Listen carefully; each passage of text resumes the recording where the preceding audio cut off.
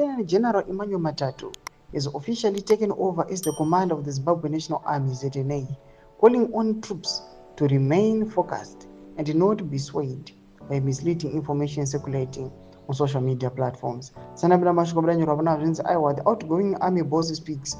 Subscribe or like on the bell icon.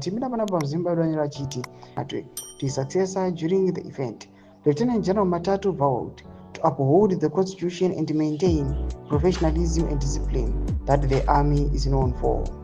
In quotes, as I step down from my role, I want to remind every soldier that our mission to safeguard our nation remains unchanged despite leadership transitions, said Lieutenant General Sanyatwe.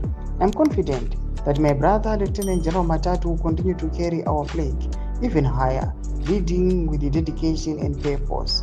In his address, Lieutenant General Matatu emphasized values such as loyalty, duty, and respect as the cornerstones of his leadership.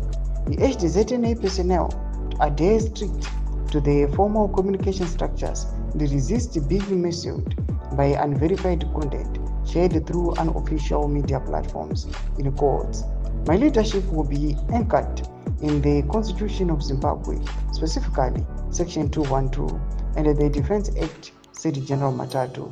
Let's remain focused on our mandate and avoid distractions that can come from unregulated sources of information.